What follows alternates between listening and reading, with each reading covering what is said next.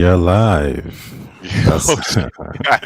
politics is great in the back room, so let's just be careful now with what you say. Yeah. You don't want the Americans getting angry. We got American on the panel. Kenwell, how are you today? I'm doing great. I'm doing great. How And y'all we doing? have Ushers all the way from the motherland. Yo. Ushers, how you doing today? I'm good. I'm good, dude. Always And blessed. Taye from the best country on the planet, Ireland, Dublin City. Yeah. Guys, we got a few topics to talk about, but before we get into that, Ushers, tell me, what have you been playing? I actually saw it on your Steam account. It just popped up. Stellar Blade Yeah. demo. How was it? Yep. That dude, like I'm loving it. Like, and yeah, I know that you're gonna say I'm exaggerating, but this is the best looking game I've played this entire generation. It's just a beautiful game. From the little that I've played of it, there's just something about it that just I don't know. Like it's got the perfect balance of everything. And I'm loving it. This is literally gonna be, and I know I said this about Doom, Dark Ages, but for me, this is gonna be my game of the year from what I've experienced so far. That's such a wild statement. Stellar Blade Game of the Year. It sounds like a show. And I don't to know me, why bro. you say that shit. Like this is the best. Like there's no game that looks like Stellar Blade out there, like in the AAA space. Name one game. True. That came out recently. We can't include Baldur's Any Gate, right? like, yeah, you can include How Baldur's about Gate. Space Marine 2? Very different aesthetically. That's closer I to would like a say it's the DS. aesthetic. I agree with Yeah. that. I can agree with that because nobody's having a bodacious Yeah, dude. It BBW just who's a Korean girl fighting these and, monsters. and you know what's crazy, Kendall, is that like it's and I've seen this meme 100 times that if we were at a world war with aliens, we would send the baddest ass marines that they are. Japan would send the hottest cyborg girls. And this is what this whole game is that it's these super hot girls that happen to be cyborgs and they're like these soldiers that fight these monsters. So it's ridiculous in concept. but then, but they just have the nerve to make that. Like it's so weird to me. Yeah. But it's beautiful though. Like aesthetically you just feel it feels like jeez. It's like Dead Stranding, I think, is the closest experience in terms of just the music and just like the exploration. Just of course, like you're not playing a guy, you're playing a super hot woman. But like, yeah, You know what I was gonna say? You're saying the graphics look great, and I'm wondering, is that because you're comparing it to the PC version? Like, does the PC version have many upgrades or over the PS5 version? well, no, I think like in terms of like if you ask the average person to compare the two games, the PlayStation does a good job of more or less because I think the PlayStation is probably running at like 1440p with high, not very or ultra, like because this is I think the highest this goes is very high. So it's probably running on high, not very high settings. Okay, so I'm But guessing you still PS5 get the Pro kind of same. sense. Yeah, it's probably running at what you could do on the PS Pro. All right. And you can do that. You That's can up. do that with a 3060, 12 gig. Oh. Mm-hmm. You can run it at maximum settings. All right. Kamal, before I come to you, Richie says that he's starting to like Clear Obscure. So I'm starting to like Metaphor more than Clear Obscure. You've been playing Clear Obscure, Ken. Do you think that Metaphor is... Wait, actually, have you played Metaphor yet? Nah. Okay, you haven't touched it. Nah. From my experience, what I can say is Metaphor is a dope game. It's great. I think maybe towards the end, it kind of starts to fall off a little bit. I don't think it's gonna... From what I've heard, it seems that the execution or the actual... How can I say? The mystery that Metaphor and Clear Obscure has, it seems like Clear Obscure's mystery and story is better. So that's what I'm really looking forward to. But anyways, listen, Claire, Ken, tell us, what have you been playing? So It's Clair Obscur. I'm 22 hours in, and it's just one of those games where they knew exactly what they were doing in terms of let's just copy, but it ended up right. Like, people want to copy something and then it just turns into just a messy pile of shit. This game is the exact opposite. They knew where to put their style and just go with it. Like, this game, I grew up on Tales of Symphonia, Tales of Abyss, Tales of Vesperia. So that's where my RPG origins come from. I don't play a ton of those games, but those games are my classics. Like, when I rattle off the greatest games that I've played, those come up.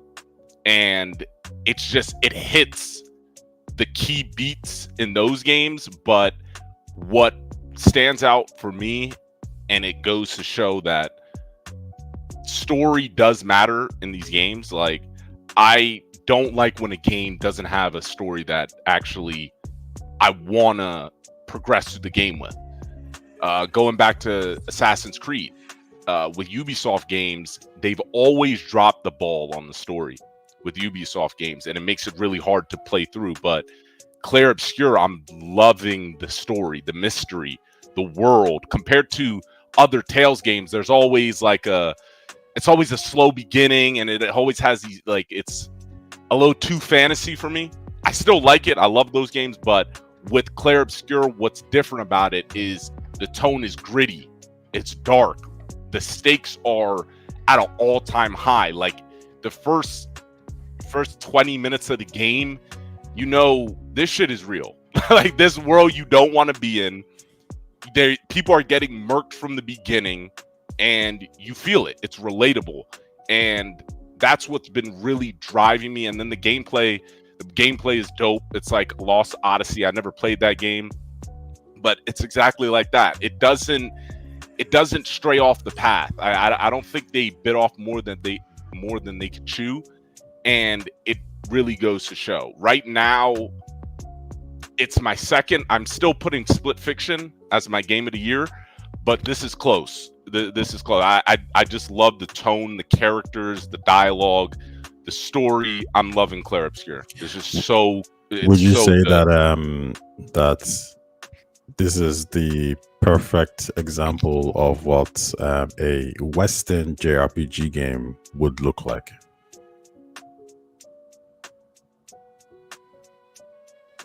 Oh, I think your music can.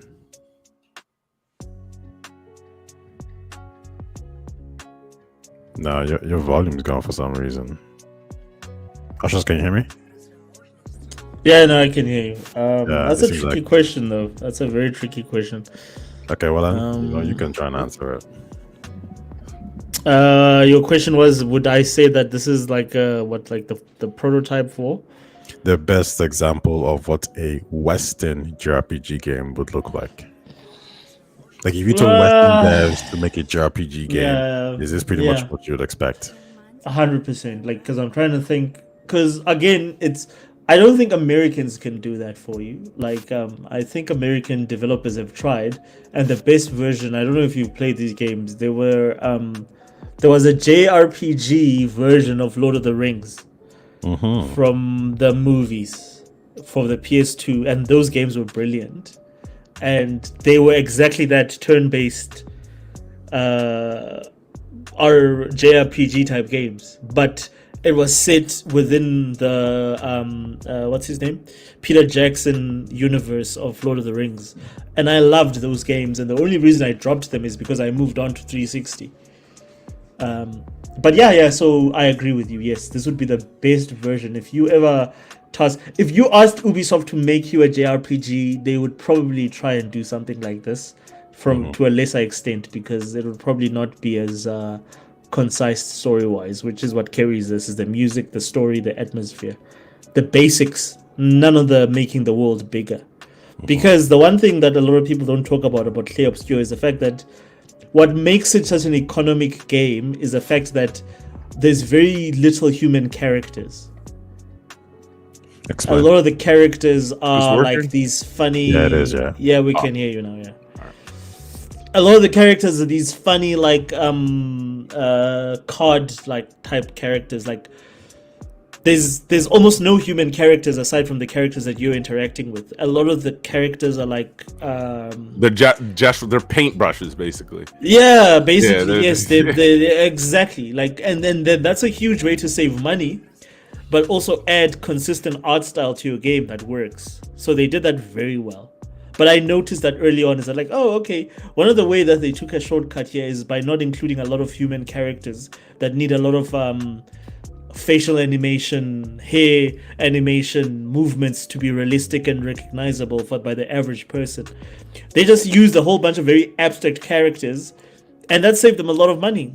And very clever on their part.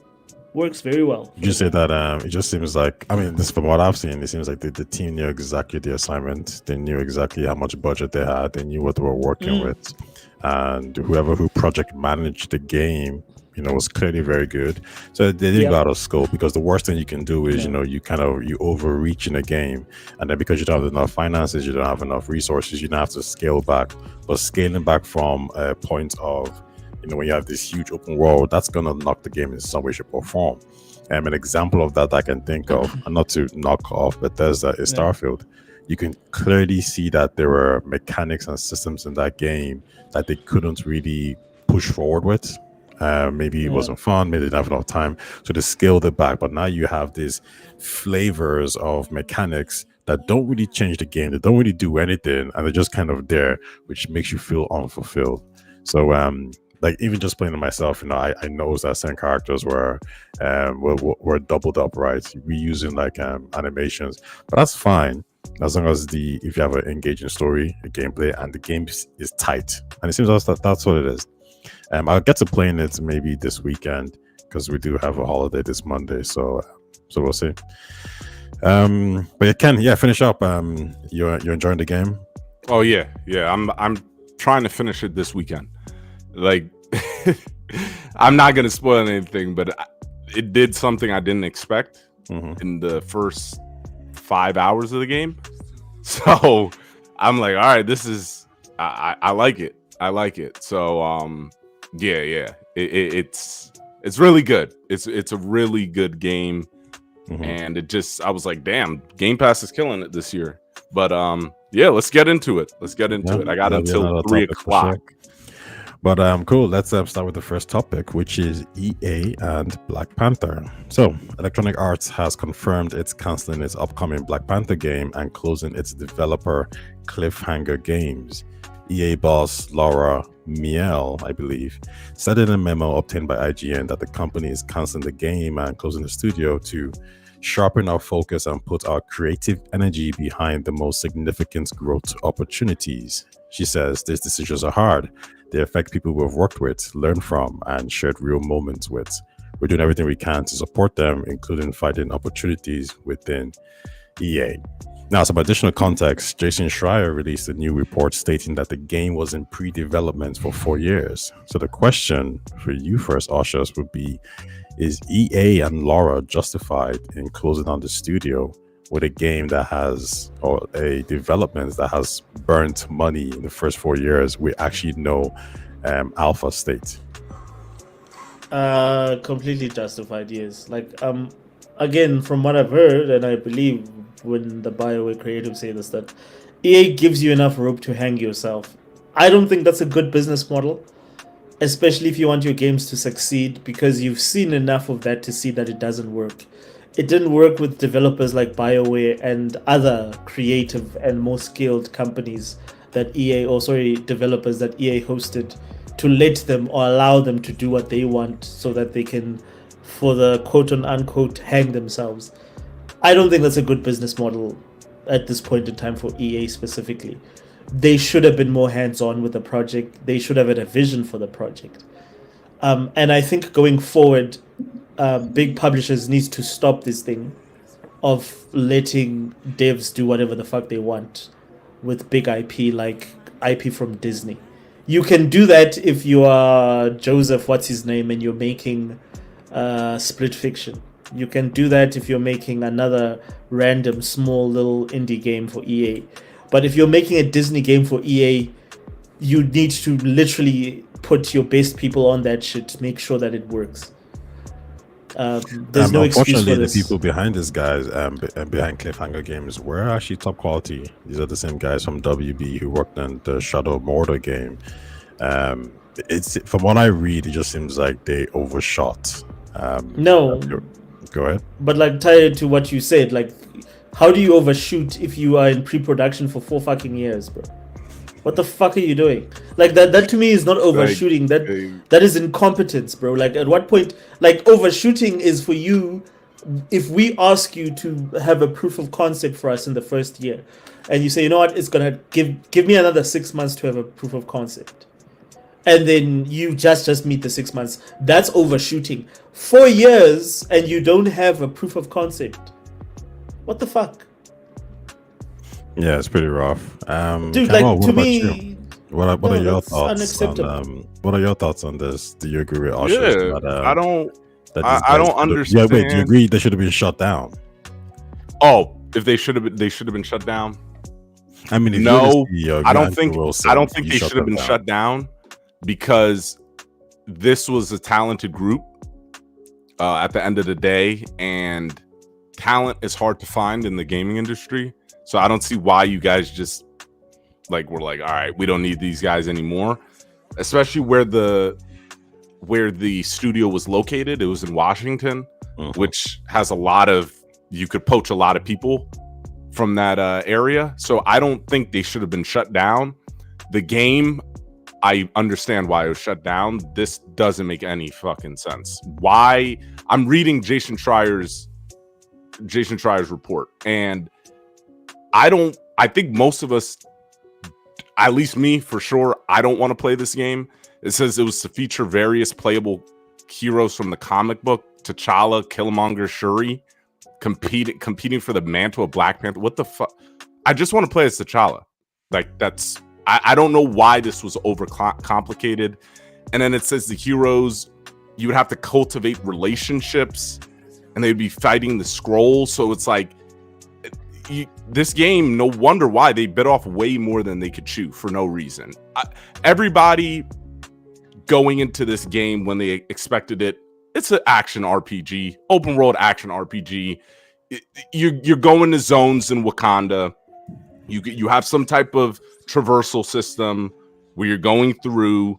There's going to be an overlapping story. There's going to be side missions, a checklist game. I'm pretty sure that was what we were all thinking, and that would have been fine. It would have sold very well. But these guys were like, nah, I want to do something new with it. It's just like, bro, you have a Disney IP. You don't have to do anything special with it. And this is where EA should have came in and was like, nah. Like the first 2 years when they pitched them the idea is like, no, just make it simple. I don't understand where they were getting. We play as T'Challa, Killmonger. Get this shit out of here. I'm tired of them gatekeeping T'Challa after Chadwick died. Like, bro, we're never gonna get T'Challa ever again. This shit don't make any sense. But yeah, I'm fine that I'm disappointed the game got canceled, but after hearing what it was gonna be about, I'm good. I think it speaks to a wider topic about licensed games. So I'll put it back to you then. This is the second licensed game that's been cancelled. So I think the first one was the Star Wars game with Boba Fett. Boba Fett, is that correct? It was a Mandalorian. Yeah, it was a Mandalorian. It's correct. Boba Fett. Yeah, It was Boba before the Mandalorian, so it was Boba, I think it was just a Probably. Mandalorian game. So Okay. you would just play as a Mandalorian. Yeah, but Right, so we've seen 2 IPs now cancelled, licensed IPs cancelled. Do you think this is a shift in EA's planning in actually dismissing licensed IPs and focusing on their own content? to be honest, it's hard to tell right now because the only IP that they're working on is Mass Effect. They're still working on Iron Man.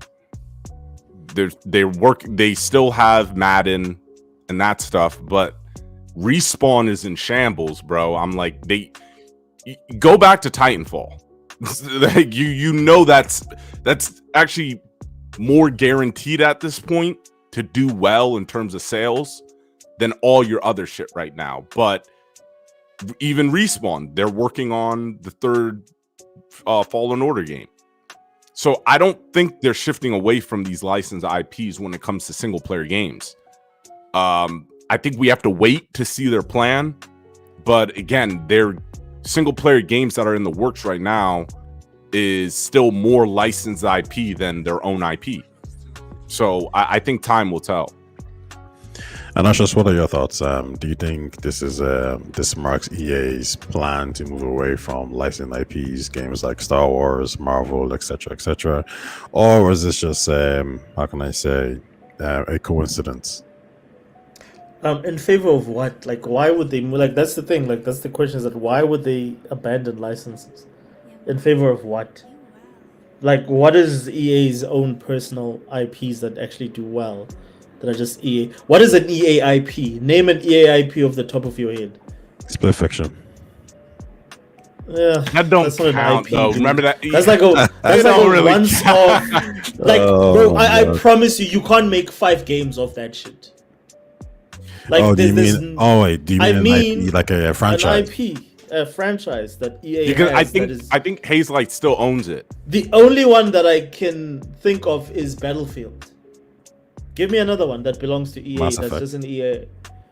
I suppose, but fuck, Mass Effect is as good as dead, bro. It's like on the like, there's no one unless the only way Mass Effect works. Sorry to say this to you, and it's gonna hurt you, Ty, but the only way the next Mass Effect works is if it's completely down externally. It's down. They outsource it, because BioWare is literally dead. Like, what's left at BioWare right now, there's nothing. Like, it's just a support studio that can help develop Mass Effect, to help the like maybe concept planning, but that game needs to be outsourced to better developers. Otherwise, we're not gonna get the Mass Effect that we want. We're gonna get another Dragon Age. I don't even agree with that, just because. No, you don't have to, but I'm telling you that that's the case. No, well, the reason why I What talent disagree- do they have well, that's the reason there? why I disagree is because when we think about Yeah. Dragon Age Veilguard, and we see that there was a clear out there, right, of all the people who are in charge. So of all the people who are in charge, I guess the question is this: year, would you prefer a bare bones Mass Effect team that's going to build from the ground up, that has I know that they've had at least 3 or 4 of the guys who worked on Mass Effect, like they're working on it again. But someone who they have Mary DeMal as the lead writer, so she's obviously leading the whole thing. No. Oh, Is this a person that's worked with BioWare before? Mary DeMal, she's the one who worked in Guardians of the Galaxy, Square Enix. Okay, she's not. Okay, cool. She's not from Yeah, BioWare. yeah. Happy, So, okay. so she's the lead writer, and remember, Yeah. they've gotten rid of all the guys who made Veilguard. They're all gone. I'm just saying. I guess there's 2 options here. You can either have the team that made Veilguard make it, or do you think it's more of a better chance of success if there was someone externally coming in who was hired along with a bare bones team to build it from the ground up? I would give it to an experienced team that's made other games. I would love to have the homework to go find a team to make the next Mass Effect game that's not BioWare, because BioWare is dead. Anything to do with BioWare that we know as BioWare and we know and love is gone. In fact, I would go as far as saying, if you asked me who to contract to make the next Mass Effect game, if I was EA, I would have given who's this company that made Baldur's Gate? I would have given him a Larian. blank check. I would have given Larian a blank check and say, make me a Mass Effect game. Do you know who I actually would have given it to apart from Larian? Edios Montreal. CDPR. Who? Edios Montreal. Deus Ex. I don't know. Like those guys have got a lot of hit and misses. Like they're not very consistent in my opinion. I would have given it to Lyric. No, like I mean, like what's their last? Like as local as says, like what's their last big hit? Like what's the last thing that they did that was? But it's not about it really. Like for example, the Deus Ex games are great, right? They're dope. But they The don't have to first be a one was hit. great. The second one was. Nah, they've all been good. I mean, you could talk about the Okay. sales figures, but they've all been good. At least put it Okay, this cool. way: whatever they make will be better than whatever the Dragon Age Veilguard team. No. Yes, I agree with you. but But also, I would but still. remember, Edios Montreal is the guys who made Guardians of the Galaxy. Yeah, Guardians was good, But Guardians, again, It was linear. like, I think it's enjoyed different. it, It's too different. but it from- was very, but like if you think about it, Kenwell, it was very close to the first game in terms of how it was built, because the first game was also linear. It was not an open world game. So I but think to that be clear, game, Guardians of the Galaxy, the game is actually, I think on Steam, it's rated 9 out of 10, or it's in the high number. no, It's really good. it's a great It was game. good. It's a great game. Mhm. I even said that like they should have given like they should have given those guys Andromeda. They would have made you a better Mass Effect game. So I agree with you that they would make you a better Mass Effect game. But if I want an amazing Mass Effect game and you ask me who I'm gonna give those resources to, I would give it to Larian or to CDPR. Because those are the only people that are making the sort of RPGs that BioWare used to make. My only pushback with Larian is that man, I don't know. I think they'll be there for 8 years. Like they take their time when they make these. Yeah, but that's what I'm saying is that like then you need to be prepared for that to have, because you don't make a brilliant Mass Effect game in 3 years or 4 years, bro. Like you need to. That's a project that it needs to arrive when it arrives, when it's ready. Well, yeah, I get you. But let's go on to the next topic, because I don't think we got Kenwell for too long. Let's tackle Shuei Yoshida. So, former Sony Worldwide Studios boss Shuhei, correct? Yeah. Shuhei Yoshida has said Game Pass is a problem for the game industry. His comments, sorry, I had it right here, but I'm not losing the track. One sec, guys. I got the comments in front of me. I could read it. That's okay. I'm gonna get it now. Yes, got it here. So he says, if the only way for people to play games is through subscriptions, that's really dangerous, because what type of games can be created will be dictated by the owner of the subscription service. I had a bit of back and forth with some people online on this, Reddit/Twitter. A lot of things here a lot of holes here that I there's a lot of problems with every single one of these statements. There's nothing here that makes sense, and no matter what way you dice it. But that's my opinion. Tell me, Oshus, Yoshida's comments, do they ring true for you, or do you disagree? No, I agree with him. Like, and again, this is the situation we have with Netflix. Netflix has a serious quality problem when it comes to their movies.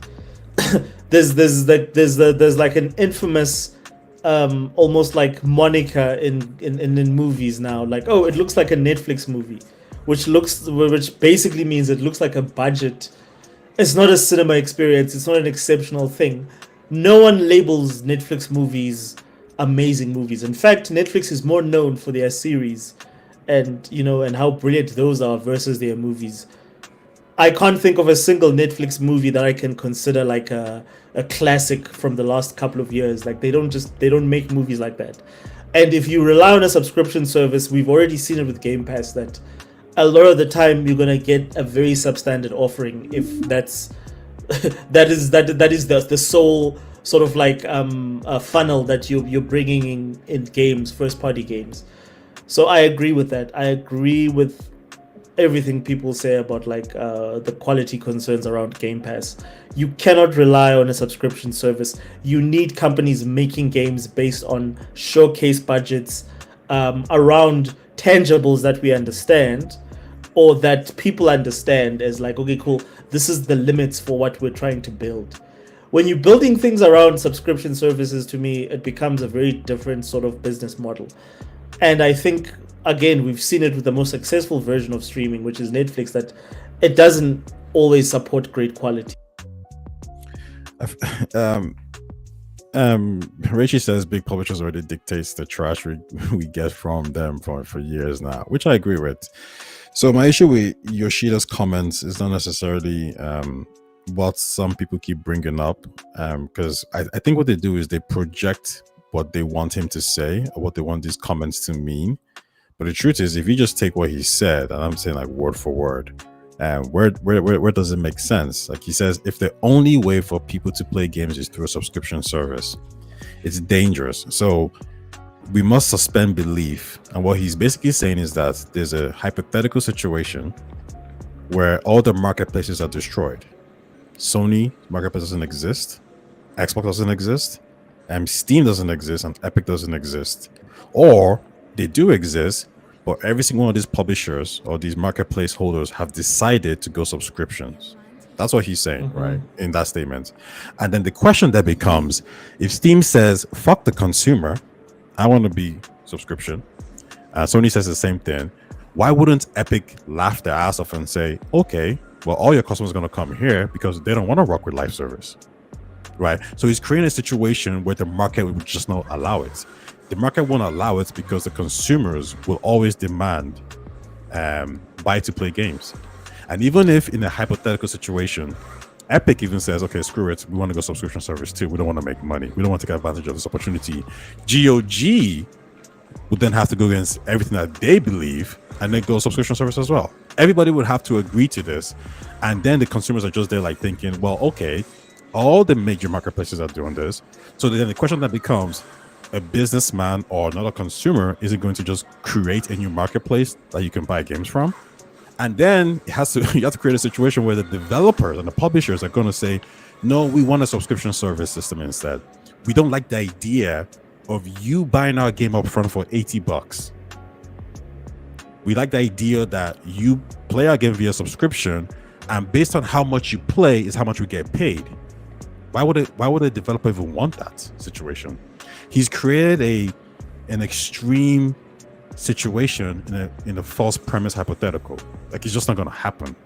So I'm actually critiquing and saying this is fear mongering, because none of this makes sense. Because basically his lord, his previous owner, Sony, would have to agree that yeah, we're going to go full subscription as well. But why would they? Do you see the problem with this, like with the first part of the statement? Yeah, that's what I noticed about the statement. It's more confirmation bias for the people that don't like Game Pass. Yeah, it's like one of those situations where it's just like, oh, I need to have guns for when the government tries to come in and take it. It's like, do you know how bad the world would have to get for that to happen? It's like, I agree with if we live in a world where they only release games through subscription, 100%, it would be like Netflix. And that's why I agree with Aushus. No, but you see, even before finish up your point. Yeah, but even it wouldn't. The reality is, it would never get to that point. It doesn't make sense why everyone would go subscription. We Take-Two's Strauss Zelnick explained why they're not going subscription service. So it's just, again, it feels, I agree with you, it feels like confirmation bias, but it's not really, it's not anything new if you've been paying attention to Xbox and Xbox Game Pass, of how it wouldn't work that way. Exactly. Richie says Game Pass adds more originality than any other publisher except Nintendo. But here's the thing. I disagree with that. We can actually engage with the hypothetical. And then my next question here, and I'll put this to Aushus, unless he doesn't agree with Shuei's statement anymore. And my next question would be, what is a Game Pass game? What are the games that that these guys from Larian, these guys from all these different developers or publishers, all these fear mongering, what is the Game Pass game that they're so afraid of? I don't know what you mean by afraid, but like the typical, like a typical Game Pass game today is a first party Xbox game.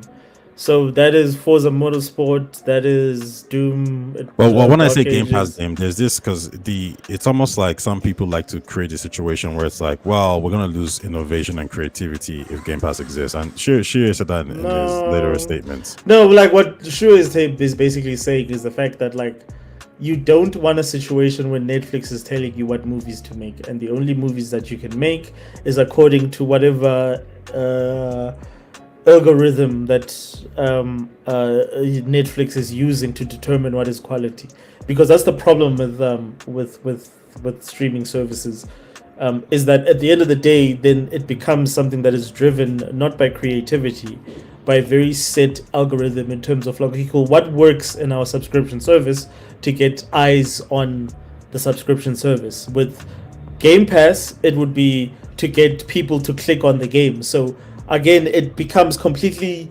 algorithm driven versus creative driven. That's where Netflix is right why now.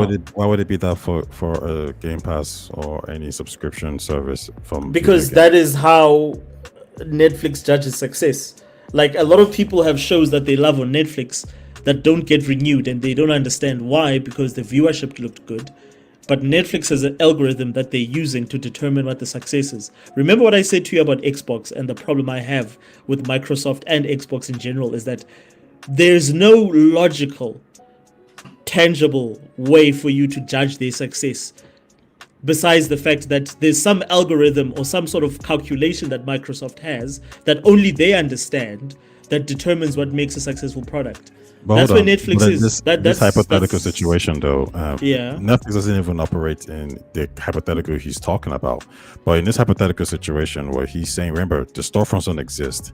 The only way for you to get your game to the consumer is via subscription. No, but did he say that though? No, like, but did he say that the only way? But he says if the only way for people to play games is through subscriptions, that is the definition. But like, I think he's not referring to the bigger business. He's referring specifically, because that question to me sounds like a Game Pass question, and he's referring to the fact that like, if your only strategy as a manufacturer, like a Sony, like a Xbox, is to just provide subscriptions, so which is what Xbox is doing, is to say, well, the only value offering for our main customer is subscription. There's a problem there. Whereas Sony has subscription and everything else, Xbox doesn't anymore. Xbox doesn't rely on exclusives. He's talking specifically, he's not talking about the industry, he's talking specifically about Xbox's strategy and the problems with Xbox's strategy. The fact that like, that's the only way going forward that they're going to be able to produce games. They're not relying on anything else. I think you're kind of projecting what you think he's saying onto it, because the question but the question was very specific. It was very specific. It was about subscription services, and his response was, if the only way for you to play games is through subscriptions. He didn't say Xbox. He didn't say he's talking about a hypothetical where subscriptions is the only 100%. Way to play games. So, but like the only hypothetical, but the only hypothetical tie away.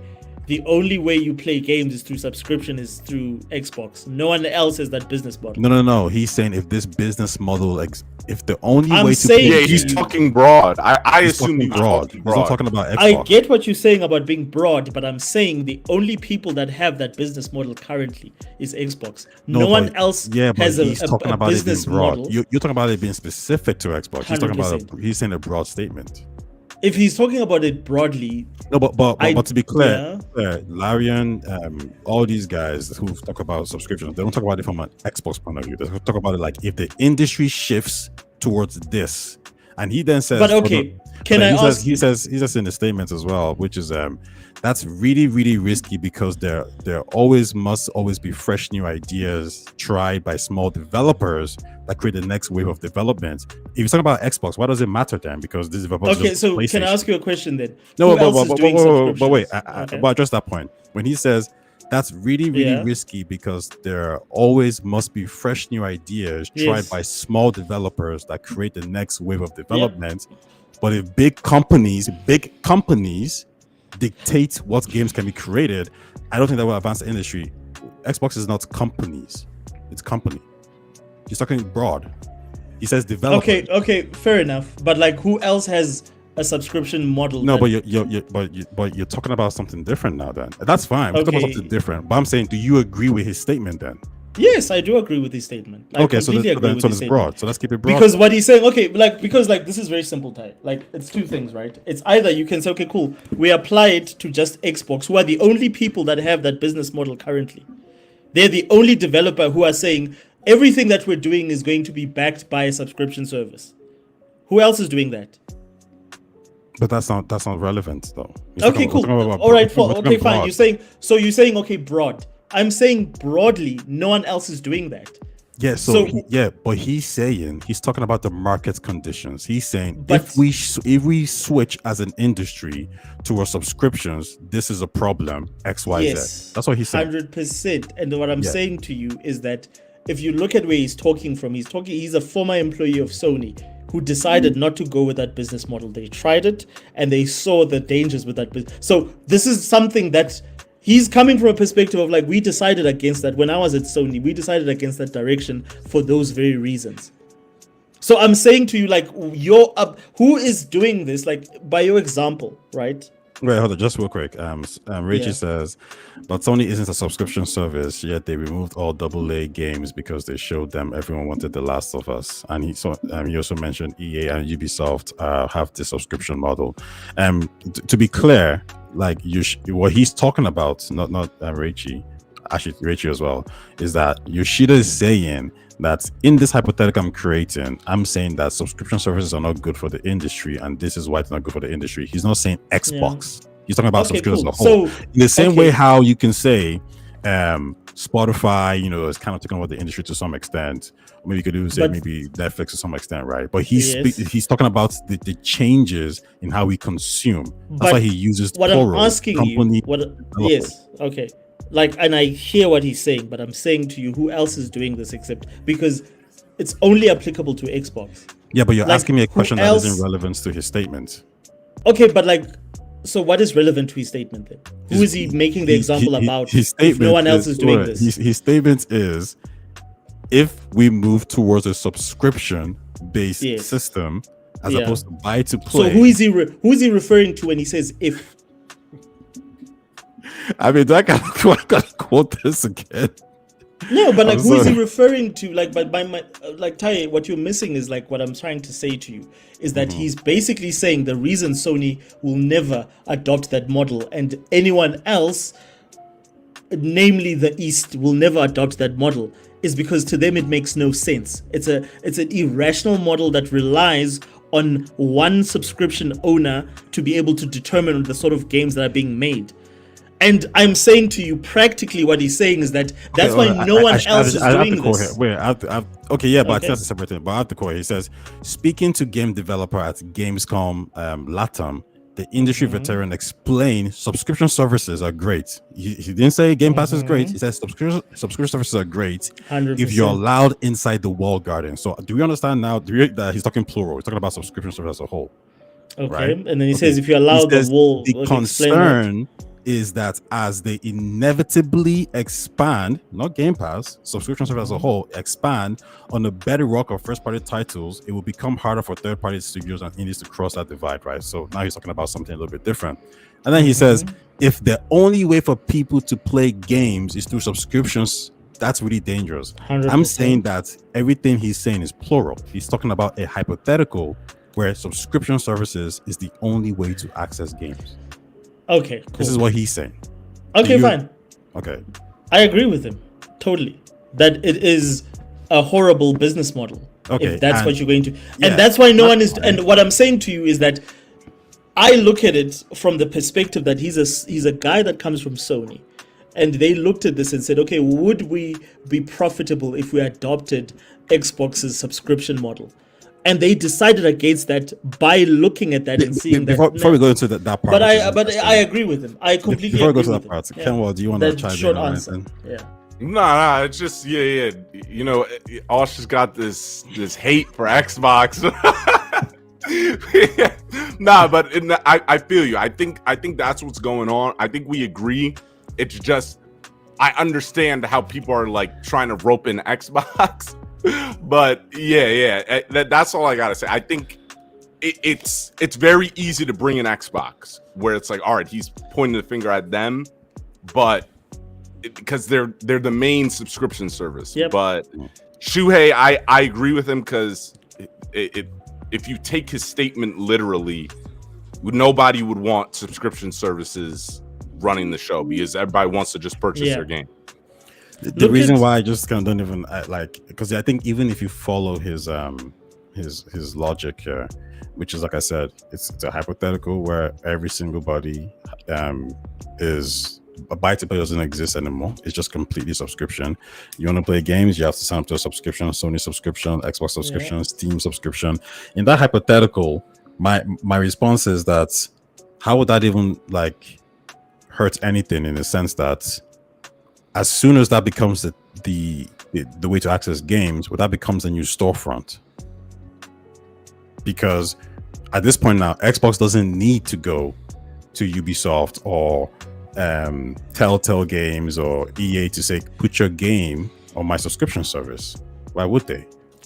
The only way to sell your game, the only way to access your game is through my subscription service. So now it's like YouTube. Like YouTube doesn't pay me to upload videos to stream, right? Like when a YouTuber makes a 2-hour documentary and he spends 70 hours editing that video, doing the research, YouTube doesn't pay him. He uploads it to YouTube, and then YouTube says, okay, well, here's your cut then. Every time you get an ad, you get a payment. So he's created a situation where the subscription services have replaced the storefronts, but I'm saying that the subscription services become the new storefronts. But how is that beneficial to me as a customer, as the guy that's selling stuff, that I have to now sell shit at your storefront? No. He's saying that this is going to change. Wait, let me try to find this quote where he says that like this hurts the game. Let me actually get it here. That's really busy because only fresh new ideas by small developers that create the new wave of development. What does it like? How do developers stop innovating because of this new system? So like I'll give you an example. Like look at what Netflix has done to cinemas. Do you think that's good for the film industry? The fact that people are not going to cinemas anymore to watch big spectacle movies, they would rather watch streaming. How does that change the industry? Like this is what I'm saying is that you need to be open. This is not even Netflix. This is worse than But Netflix. this is now the Netflix YouTube. of games. Okay, No, this is not YouTube. Well, to be clear, Netflix doesn't actually. Fair enough. But like YouTube. again, the problem with YouTube is that YouTube doesn't make cinematic experiences that compete with people going to the movies. People will not miss a movie because they were watching a YouTube clip. But they will definitely not watch the movie if it's going to be available on streaming in 2 weeks. They'll rather wait. But okay, so this is why I asked you what a Game Pass game is, because if we look at the games that have done well on Game Pass, it's Club Obscure, right?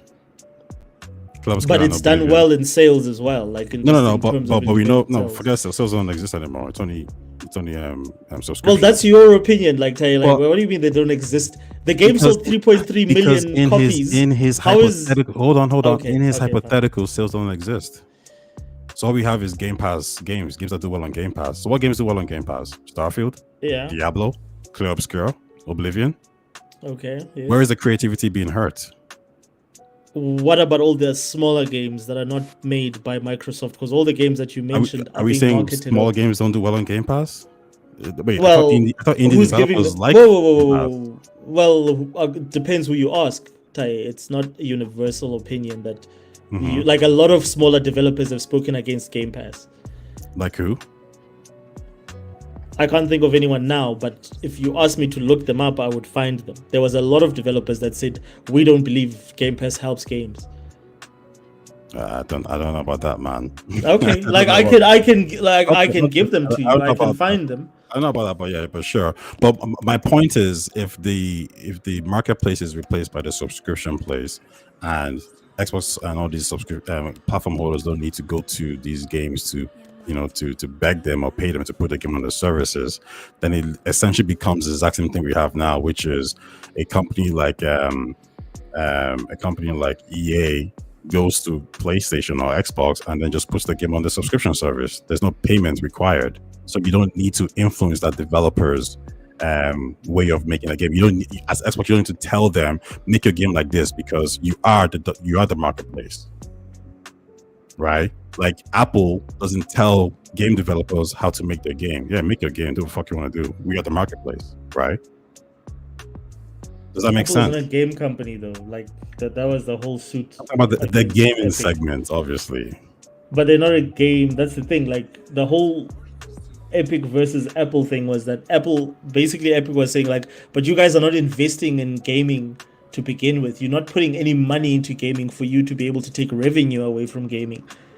This is literally, it's almost undeserved in terms of like your RO, like your return. You're getting more return on investment than you're actually putting into any sort of like you're not doing what Microsoft and Sony are doing in terms of actually investing money into the industry.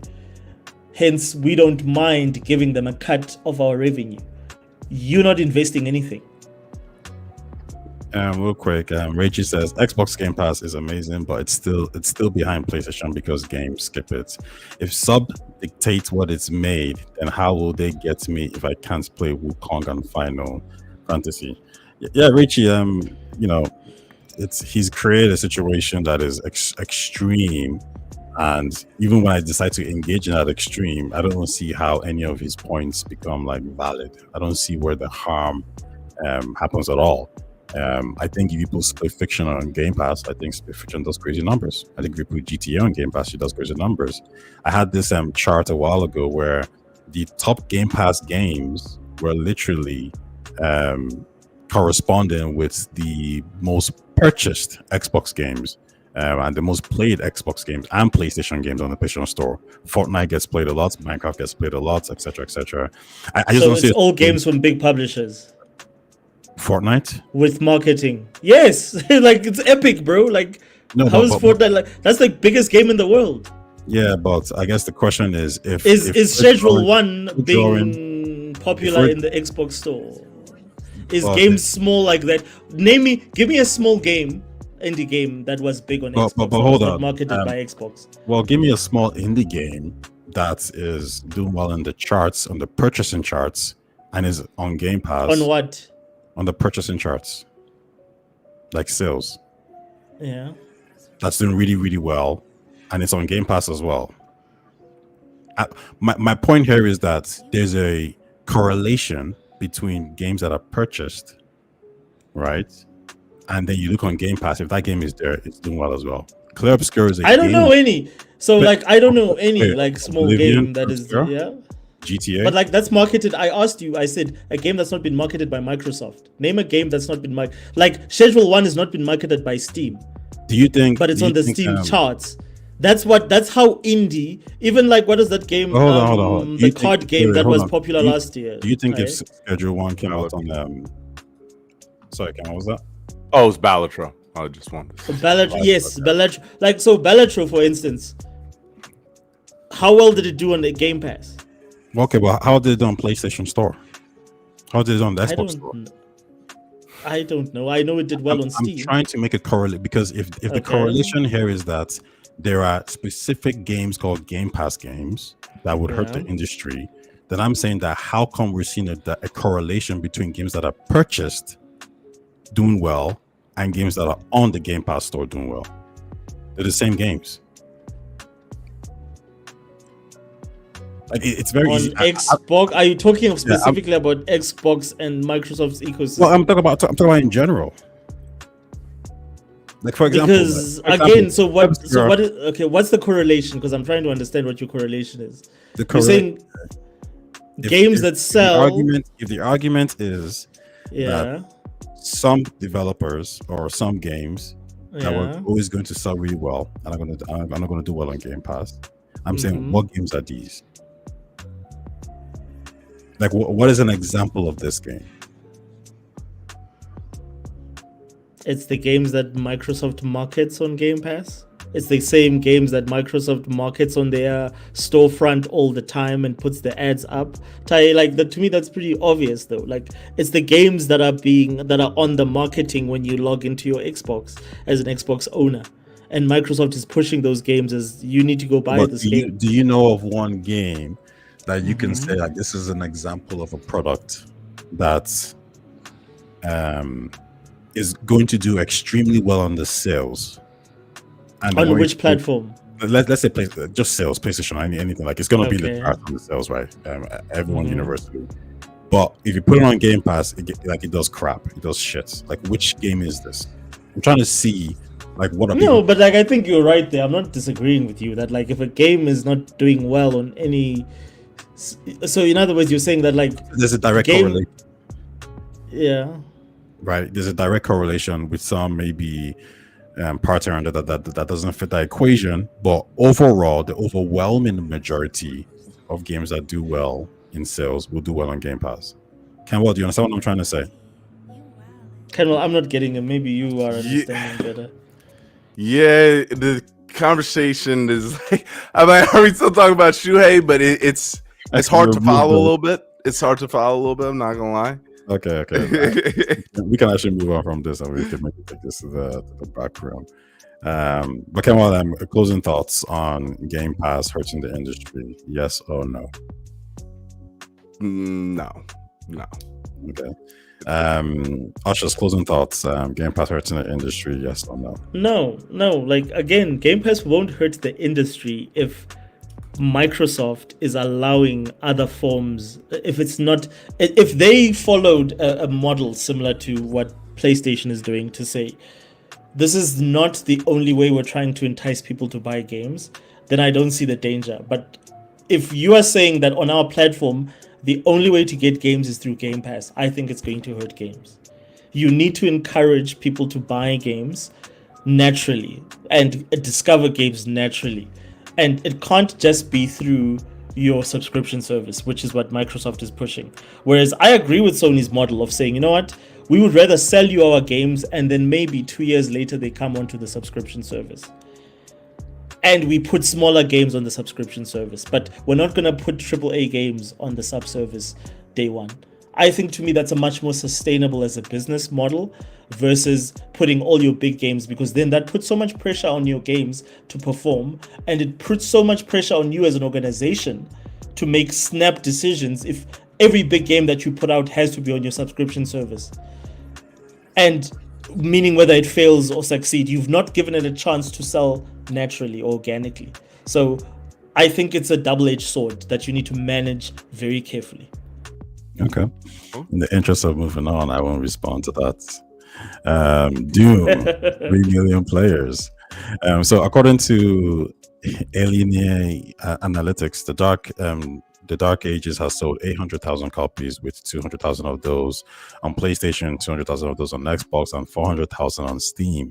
The remaining players are enjoying the title on Xbox Game Pass. Notably, only Microsoft and Bethesda know the exact numbers for the Dark Ages, but something undeniably is happening here with the Steam player base, as it isn't as high as many people predicted.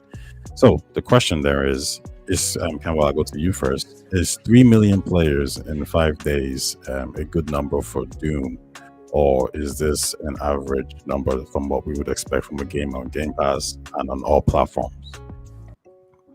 So for Doom, I'm not that well versed, but from what I've heard from the community, I don't really hear a lot of people. Like, Doom got that following, but I think 3 million is good for a game like Doom. Again, this is a little bit ignorant, but Doom, it don't hit the same as when it first came out. Like, I don't think it's a top 5 franchise that would have been pulling numbers. Like, it's not on the same level as a From Software game. I'll just say that. In terms of what it's bringing in. So, is this... I'm confused by, is this really bad? I get it. I see that it peaked at 104,000 people on Steam, and the concurrent player count is 31,470 according to the article. I think 3.3 million copies. No, just so there's 1 million, huh? 3 million players in 5 3 days. 3 million players. Reportedly only sold 1 million copies. I would say that's still, I would say that's still reasonable. What do you guys think about that? Am I off with that? Because I don't know much about the Doom franchise and how much staying power it has, but I know people love Doom, but it ain't really up there. Doom is so the numbers that I have is that Doom 2016 sold 900,000 in 1 month. Doom Slayer, what was the other one? The one in 2020. Eternal Age. Doom Eternal. Yes, Doom Eternal. Yeah. Doom Eternal. Doom the Slayer. It might as well be. June 2020 sold 3 million copies in 1 month. So the way I was at least trying to analyze this was, if Doom 2020 sells 3 million in 1 month, and it had the COVID effect, which kind of boosted the numbers, what would be a reasonable number for Doom The Dark Ages? And for me, 3 million in 5 days is definitely good. Now, we can make an argument that, well, that number needs to keep going up as the days go by. So that's at the end of the month, it should be at 8 million or whatever it is. I think that's fine. Like, people can have those assumptions. However, if anyone said Doom getting 3 million players in 5 days, when it took the previous game 35 days to get 3 million sales, I think they would be lying, or I think they will have an extreme take on the situation. But that's me. I think 3 million players in 5 days is really good. So well done to the team, but we'll see how the numbers progress. Ushers, what's your take? So my issue is, I don't understand or know what Microsoft's metric for success is for their games, because it keeps moving forever. They don't have really a real metric, especially for Bethesda games, because they said that Hi-Fi Rush's 2 million players was good enough, and then they shut down Hi-Fi Rush a couple of months later. So I think for Doom, it's an interesting situation because of the fact that, again, if I look at how big corporates determine success, it's you need to do better numbers than the previous. They don't give a fuck whether it was COVID or not. They don't look at that. They just say, well, you need to do better. You need to produce better numbers than what you produced before, so that that's how we measure success. So again, unless I have a 100% understanding of how they measure their success, I don't know. But in terms of like what I expect from the Doom franchise, and we've spoken about this, Ty, like, Doom is not that big of a franchise overall. It's not a Oblivion. It's not a Fallout. So 3 to 5 million is what you would expect from that franchise. And I'm talking about sales. I don't know about player numbers, because again, player numbers to me becomes abstract, because I don't know what the fuck Xbox deems a successful number of players. They said 2 million was good enough for Hi-Fi Rush, and they closed the studio down a couple of months later. So I don't know. Yeah, I looked at 2016 and 2020 top selling games. Doom wasn't in the top 10. No, Doom is not that big. It's not that big. So no, it's weird that I don't know. So I'm on the article on Tweaktown says Doom The Dark Ages has reportedly only sold 1 million copies despite 3 million players. It kind of seems correct. That sounds right. Yeah, like it kind of seems a little bit bad. Like I could see this if you're a Doom fan going like, "What?" Like you kind of shocked, but like for us, I think this makes sense, and I think this is still a successful game. I don't think this would be like, yo, we got to pivot on Doom, the franchise. I would just say keep going, and just keep going. It would be nice to know what Microsoft deems as a success for Bethesda games, for instance, because like Tokyo, I don't know what, like, how much those games did. Maybe Taya, how much did the game with the black protagonist? I always forget the name of the game. And Deathloop, yes. No, the Bethesda game. Deathloop, yeah. Okay. Deathloop, and then what's the other one? Ghostwire Tokyo. I think Ghostwire Tokyo has 6 million players. I think that. Look at that. So, like, they shut down that studio, even though. Deathloop had 5 million players. Ghostwire. Look at that. Wait, look at why? So Ghostwire Tokyo have 4 million players, and Deathloop had 5 and then they players. shut down the studio. Yeah, but like I think you gotta keep in mind that these are like total player numbers for Ghostwire Tokyo. So this is on all platforms, including Game Pass, 4 million players. And but it was Deathloop, first it was released 5 million as players. But wasn't it released as a Doom: The PlayStation Dark exclusive? Ages got 3 million players in 5 days.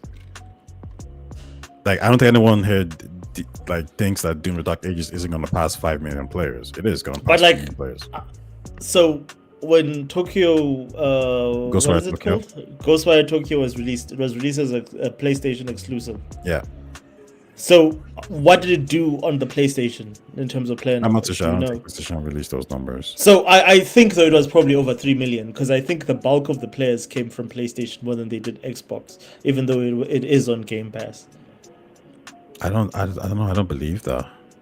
Okay. I think that's a. I don't know, but I'm just saying that that's what I think in terms of like I didn't see any traction or like sort of push for the game on Game Pass. But actually, so there's an updated number. Ghostwire Tokyo has 6 million players. Yes, Okay. plus 6 million plus. Look at that. But the studio still got shut down. So like that's why I say like to me it becomes weird. Okay. All right. In the interest of time, we'll keep it moving. And Okay. the next topic we got here is the Xbox handheld. So Yes. reports are coming in that Xbox has quietly pulled the plug on the planned handheld device. Steam Deck, ROG Ally, and others have carved out a slice of the handheld market. So the question is, why would Xbox bow out now? Ken, well, I'll go to you first. Why do you think this device has been cancelled? Has Xbox been spooked by the Steam OS application that can now run on ROG Ally and is performing better than the Windows version? I think it's a little bit of that. The article does say, yeah, it's possible that the existential threat from Steam OS, which on paper delivers a better gaming performance, what you just said, it's possible, but I think it could be the tariffs and just how they manufacture the machine. It's going to be a little bit difficult, and I think that's why it's better for them to put it on hold than to try and do this. I know this is going to go off on a tangent. I really like this idea from them. I think they should not be getting into hardware anymore. I don't see why. I get it, what they're doing. Oh, this is an Xbox. This is an Xbox. Fuck that bullshit. You guys are not good at hardware. So you should just double down I'm of the opinion, double down in Game Pass and cloud streaming. Because streaming will get better at some point, and you need to be there. And I think they can do a better job with getting PC players on Game Pass as well. Focus on that, especially because Game Pass is doing a very good job right now.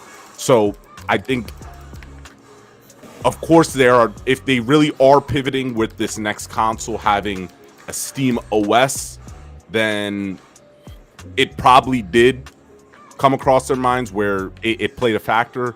But I also think it's the tariffs and the economic situation going on right now. Okay.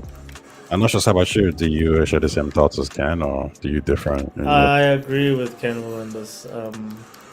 Xbox should just do software, and then if they just double down on that, which is what we know they want to do, that's fine, dude. Like, and then stay away from hardware. Just stop pretending that you're going to keep the box.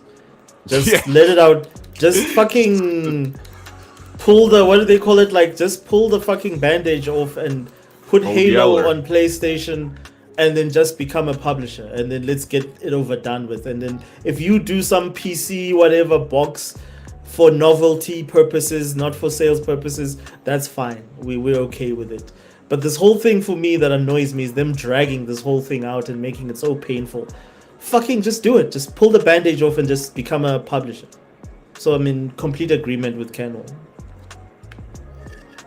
I'm overall in agreement with you guys in the sense that it doesn't really make sense, to be honest. The more I thought about it, if you have all these partner developers, partner manufacturers helping you make a console, there's no real drive for you to get yours out there. You just be competing with them, which might even piss them off. It would be good to have a frame of reference so an Xbox device is out there. And I also think that Xbox gamers, guys who are interested in the ecosystem and love the brand, will easily pick this up. I think once you've made that product, then you can start to bow out and then let the other third-party manufacturers take over. So I think there's a bit of an L here, but in terms of the grand scheme of things, to be honest, there's nothing there. As soon as if you can get your ecosystem, your software on someone else's hardware device, why does it matter? In fact, why does it matter if Steam makes a Steam Deck too? Like, what would be the purpose at this point? And when Lenovo's going to make one for you, and if you're the dominant platform and everyone wants your platform, you're going to be the dominant OS on the handheld devices anyway. So overall, I think it's not a great look because it also shows some level of inconsistency on the Microsoft part. You know, as everyone says, that you guys always change plans, always doing make this shit. Yeah, that's the problem. All right. They seem like a startup tech company that just kind of can't really make up their mind. So that sucks for sure. But no, we're all in agreement, more or less. It's just weird. I just still find it weird how it's always the same complaints about them since the Xbox One. They just don't. I don't understand why they can't figure out what's working when it's in their face. Kenwell, that's like to it's me that crazy. Like it's a company that does not know what they want to do with this brand. Like it's like they have ideas, and then the moment an idea starts to land or stick, they change their minds. They get cold feet, and then they change their minds last minute, and they move in a different direction. And I'm like, so how do you expect to ever develop anything if you keep changing your mind? Like, it's weird. It's really, like, it's really frustrating. You can't follow them as a brand. You'll go insane because you can't stand anything because they will change it. Like the moment you get excited by something, oh no, we've changed our mind. This is where we sort of going now. This is our new direction. Okay. Fuck me. All right then. I think we're done for today, guys. Whoa, wait. Unless you guys got, because I got until 3, and then some. What was it? Hold on, I think I messaged you about it. I don't know if you all talked about it, but what's going on over at PlayStation, bro? We got Fair Games, them canceling, Fair Games in trouble, and then the girl leaving, Jade Raymond, she leaving. I'm like, yo, PlayStation is looking really goofy with this live service. I didn't expect this to look this bad. Like, you know, when everybody was rushing for the live service game, so they all botched it. And then PlayStation was just sitting back going like, yeah, we're going to do single player games. And you would think they were watching these fuck ups from these other companies, and it just seems they weren't watching it because the same thing is happening right now. I don't get why they haven't released the amount of live service games that they plan to. I just don't get it. Besides, I was giving them the benefit of the doubt in the middle with the pivot because I still think they're pivoting where Xbox games coming over, no one could have expected that on the Sony side. So maybe they have to dial it back in terms of the live service, but you just not putting out games is ridiculous. So I think when I heard that they were doing this shift as well towards live service, I knew they were gonna still kind of keep up their single player mark and the single player demographic because that's their bread and butter. What I didn't expect though was them to flop so hard in this aspect in the live service space, simply because they've given this feel of quality for years now. You know, people look at Xbox as inconsistent, but people look at PlayStation as extremely consistent. And Nintendo doesn't want to drop games that might be broken, games that might not be fun. And PlayStation is probably in the same basket as well. It's maybe this Japanese era of we don't want to embarrass ourselves, so we have to drop amazing products. So when PlayStation says that we're going to make live service games, I'm more interested in that because that is a company that has made cinematic games. I think they can differentiate themselves from all the other competitors by giving some kind of cinematic, high quality live service experience. They didn't do that. They've flopped so bad. I think out of 12 live service games, I think now we have confirmation like 7 or 6 has been cancelled or so, which is shockingly bad. Their biggest success was Helldivers 2, and you know there was this thought process that at least if you get 1 or 2 or 3, it's okay, because that 1 or 2 or 3 is going to be the game that it's going to be your Minecraft. The problem is Helldivers 2 is not Minecraft. It's not Fortnite either. You can't excuse the amount of failure based on the success of Helldivers 2. So now, if Sony did end up with a Minecraft or Fortnite, a generational game like a GTA Online, they would have probably said it's worth it 100%, because those kind of games are going to bring you billions on a regular basis. Helldivers 2, not so much. So I think they've pretty much seen this initiative as a type of failure. What I probably expect from them is to just pick and choose carefully what kind of live service games they invest in, and they probably want to give those games enough resources to succeed. The clearer that's happening now is probably comes from the fact that they've probably trusted these developers to make live services games for them, and they've kind of just embraced their expertise. That's changed now. They need to bring in people to monitor these guys, and the guys they brought in, Bungie, are flop as well. Yeah. So the whole thing is a shit show for sure. Yeah, it's Bungie to me is probably one of the, like, in terms of purchases that are still around that maybe haven't been dissolved or sold off or whatever it is. Bungie is the worst purchase ever. Yo, Jim and Herman are suspect now. Yeah, they starting to turn, like, people. I wasn't believing people at first, but nah, this shit is looking real funny with those two. Yeah, it was, the whole budget thing was a complete disaster. Now, who knows? Bungie could end up making their next Minecraft or Fortnite, and then boom. But until then, the whole service has been a flop. Jay Raymond leaving, that sucks, but I think her big mistake was deciding to make a live service game.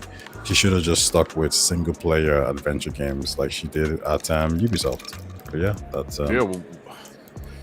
it. This shit, And that game looked as woke as fuck.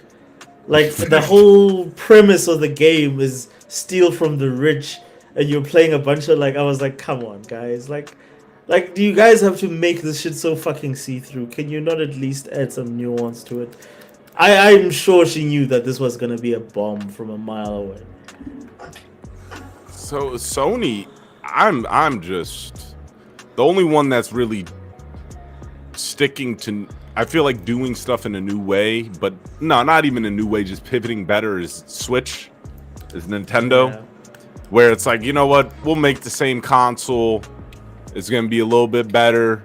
The fans are gonna just appease the fans, pretty much. Like, I like how this console is gonna be close to, I would say, the GameCube. It's gonna have a lot of third-party games to play, but that's the only one that's been on it. But this Sony shit has been on my mind. Like, I can't get over how bad this plan went, and how they just. I just feel like they're being way too protective over this quality thing, where they're waiting for the right opportunity. But you should have Fortnite, all the great live service games, they all had to just they just had to pick up they just had to adapt with the situation. I was watching Tim Sweeney, they were like, the amount of shit they had to do when Fortnite was getting those numbers. Like, they didn't know. Like, this whole factions thing makes no sense. How factions just got canceled like that. Exactly. That's exactly what I was saying. No sense. Like, them going like, yeah, we weren't ready to just dump all our time in this. What do you mean you weren't ready to dump? Why did you jump in the first place? You guys are game developers. You guys talk with each other, first of all, of what is going down on how to make a game, and then let alone how to make a multiplayer game. So you guys aren't coming from just ignorance of how to make this shit. And The Last of Us, your biggest franchise that has a show.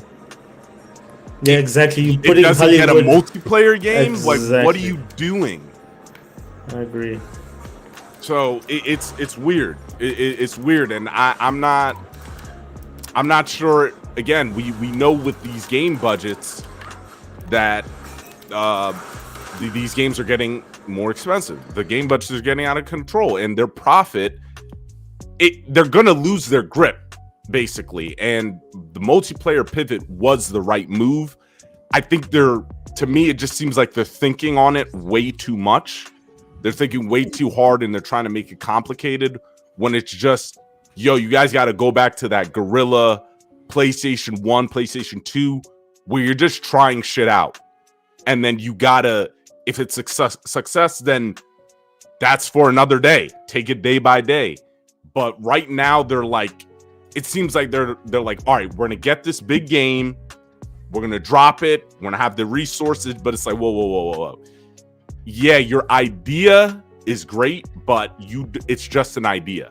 When you put that shit on paper, you're gonna see that it's not gonna go the way you think. So it's better off just doing it. So yeah, I just don't get it, because now you got Wolverine. We haven't heard shit. The director left, and they haven't said anything about that. That's true as well. Yeah, that did happen. There's another game, but I think there's another single player of the game that they were kind of like iffy on. But the thing about Sony is that like they've done a really good job at bolstering their lineup with timed exclusive games, right? Final Fantasy Rebirth. I believe even Returnal wasn't theirs until they just decided to lock it down. So this is something that they've done from a business perspective. It's been very smart. In terms of Sony's mistakes, obviously the PS3 launching in the way it did with the complicated development tools was probably the biggest mistake, and they nearly suffered a lot for that. This one isn't as much because they're allowed to mitigate, and also it's not as crazy because not to take a shot at Xbox just isn't as dominant as they were before. So even though they were making mistakes, Xbox was not taking advantage of those mistakes, and ultimately the console war is over now, so Sony has emerged victorious. That's it. There's nothing else to really do about it. It's done. It's finished. Sony can make as many mistakes as they want now. Nothing changes until Steam probably enters into the market. But even at that, I don't think they have the presence to take over PlayStation, like at least from a console perspective. Do y'all think PlayStation will get a game? At least, all right. Do you think they'll get a game that is more successful than Helldivers? And from a live service perspective, no, I don't. In terms of sales, no, I don't think so really. But I think there's a few things that could happen there. They can get a game that's going to make more money than Helldivers, right? A game that is more heavy on the microtransactions, and even to some extent, while it might not happen anymore, games like Genshin Impact and Hoyoverse were exclusive to the PlayStation ecosystem for years. So even though Sony didn't own those games, the only way to play them were on PlayStation on the mobile phone. So I do think you can expect maybe time deals for some of these kind of games, even though the developers might be reluctant to do it. But expect time deals and expect them to release some exclusive live service game that might not sell as much as Helldivers, but it will definitely bring in more revenue than Helldivers too, because it'll be more microtransaction heavy. Listen, all you need to do is find make some kind of shooter, some kind of action adventure game, put some half-naked people inside like Marvel Rivals, and boom, you're gonna make money. That's just really I think they will. I think it's just a matter of time, because again, when you don't have competition, the only problem I have with them is the fact that they don't have competition, and that will probably make them lazier to be more creative and come up with the sort of shit they came up with in the PS4 era, which was their most creative era as a company. Don't expect that from them. But now that they don't have competition and they've just got all the time in the world, definitely they'll figure it out eventually. Just like they figured out how to make single player games, which took them 2 generations, mind you. They didn't figure it out in the PS1 era. They didn't figure it out till the late PS2 era with the likes of God of War. So it'll take them a while, but when they figure it out, unlike Xbox, they'll figure it out. Okay. I think we're done for today then, unless you guys have any other talking points. Oh, I see your game metaphor is on Game Pass. I downloaded it actually. I'm glad I didn't buy it. Oh shit! I'm glad I didn't buy it. No offense. I'll give it a shot. I'll give it a go. But like, there's so much that I'm playing right now anyway. So who knows when I'm gonna. Oh, get I to didn't it. know the showcase is June 8th. I thought it was 15th. Yeah, it's around the corner. It's around the corner. I mean, there's a lot happening then because I think the Switch 2 is also launching 2 days before as well, isn't it? Yeah. Anybody getting that? Nope. Nah, I've not bought I'm waiting Nintendo. Nintendo is just they just scalp humor, man. Like there's no point in buying their games. They're too expensive in my opinion. Yo. Last thing, I just want to get your quick thoughts and stuff. What y'all think of the last GTA 6 trailer? It was sexy. It was very, very sexy. It's a, I think I was saying also that the image or the narrative about games and the tone down in sexiness has happened over the last couple of years, or maybe there's just been a lot more games that don't embrace this concept. But when GTA comes out, and that's going to be like one of the best-selling games ever, when that comes out, and everyone is twerking, looking sexy, looking great, bikini shots, shorts, that might reignite that kind of. I mean, I don't want to even give the credit to GTA because games like Marvel Rivals have been heavily downloaded. Games like Genshin Impact, Hoyoverse, Stellar Blade. Stellar Blade. To some Keep extent, not giving my. But I think we overestimate some of these. We overestimate some games' impact for sure. But yeah, Stellar Blade is one of those games as well. But yeah, so I think GTA and a whole host of these games you're going to see a shift in terms of how many people look at the artistic style of some of these games that they make. But the gameplay looked great. It looked like you can do like maybe San Andreas like things like going to the gym. I expect a lot of mini games. I expect a fully fledged game where Rockstar is saying, we don't want you to put this game down and go play something else. This game is your life. In fact, once those modders start modding the VR stuff into it, we want you to be living this game forever. We want you to go swimming in this game. We want you to go play snooker and pool in this game. They said there's a rumor there's a basketball mode. There's basketball. And if you're pulling from NBA 2K, there you go. Like you already have the experience there, right? We don't want you to go play basketball with Ushers and Ken Wall. We want you to go online, and meet them in the court over there, right? And then as you're doing that, some drive-by happens, and then you guys all hop in your Lamborghinis and chase the motherfuckers down. Like this is the kind of interactive storytelling that I think they want. Can they pull it off? We'll see. You know what I want? I wonder if GTA 6 is gonna do this. But I know games after this are gonna do this. We're in an era where AI is so outrageous right now. We should not be having two fucking prompt conversations with our AI companions. You should now be completely having dynamic conversations with your AI companions. In other words, you don't have the same conversation twice. You meet your companion, they've got a brand new script of things to say because it's completely run by AI. Same way AI can dynamically come up with shit right now, just using prompts. So your conversation sort of like options serve as a prompt, and then they come up with answers that are completely dynamic.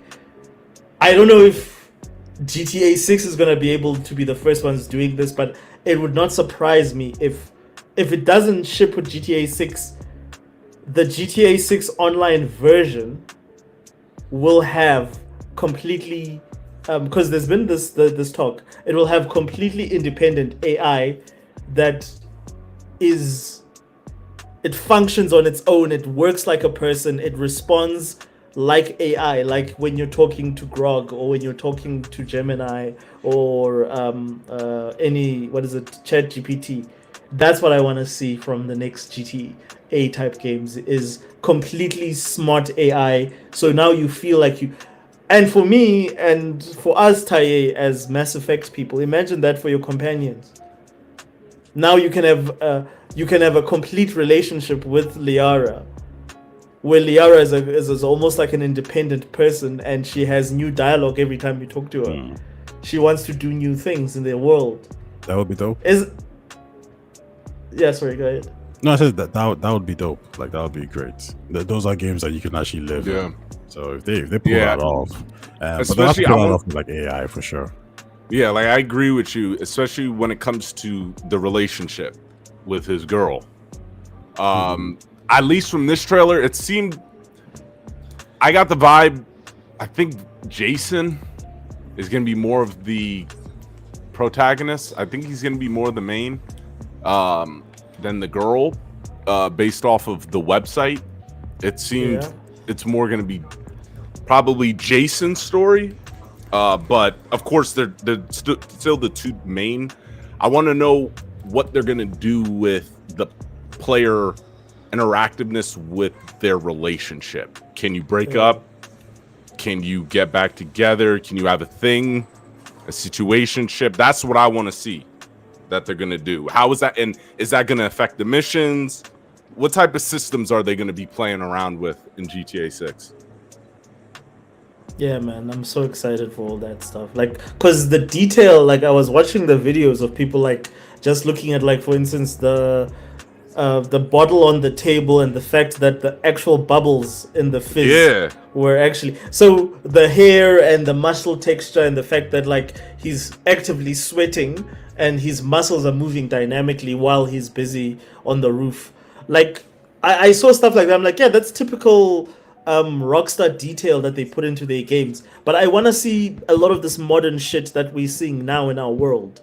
Like, like AI needs to play out fully there, because it's gonna be a game changer for us. Then no one is gonna stop playing GTA, and it's gonna sell 500 million to 1 billion copies. If that's the case, I promise you that there's no ways you can stop them once they have fully integrated AI into that game, bro. Because they did it to a degree with Red Dead 2. Yes, yeah. Red Dead 2, I forget. I think the example was a guy shot in the air and a bird came down. It was some type of system that they had. I'm explaining it bad, but they did. Yeah. They used some of it in Red Dead 2. So Rockstar, that's what I'm banking on. I know a lot of people were talking about the details of the game. Yeah, the graphics, yada yada, but I want to see the detail in the systems with this game. And I think, Kenwell, we're gonna see that, even if we don't see it in the main, because the problem with the main story-focused game is that maybe that game, a lot of it is like they were done like 2-3 years ago, developing the mechanics, and they were just busy with polish to make it look as good as it looks now, and tweaking. So we might not get it in the main game, but I am all in. I've never been a GTA Online fan, but the moment you're telling me that the game is completely dynamic when it comes to your NPCs, and they remember you, they remember your actions, they know you, they have dynamic conversations with you, just you, Canwell, no other person, they have a different conversation with you. To me, I'm sold, dude. Like, that's what I'm looking for in games, is that immersion. I'm sold. I'm completely in. Yeah, I know a lot of people, like, according to the internet, they think the online is going to have some type of crypto where you can earn money or NFTs. I don't think it's going to go that far, because I don't think people understand how it works, how that technology works. It's got to be built on a blockchain, and it's more complicated. It would be more complicated for Rockstar to do something like that, and I don't know why Rockstar doesn't seem like, yo, let's give our money to the people. Let's give them. I don't. Rockstar is still some. They used to be some scumbags with how they do it, and they have a subscription service already. Yeah, exactly. And the problem with that, then it also has a lot of legal implications. Yeah. The moment you introduce real world money, and finance into your game, you complicate your life so much more. So I don't think they want to do that. I think they would rather not. They would rather have people do that shit independently on their own without their involvement. Yeah. Because then they are not legally liable if something goes wrong. All right. Well, that checks out. All right. Right, Rachie, listen, thanks for joining and listening. And to anyone else, appreciate you guys dropping by and listening to our open discussions about the video game industry, Xbox, PlayStation, GTA, Stellar Blade, etc., etc. I'll see you guys around the same time next week. Thanks for watching.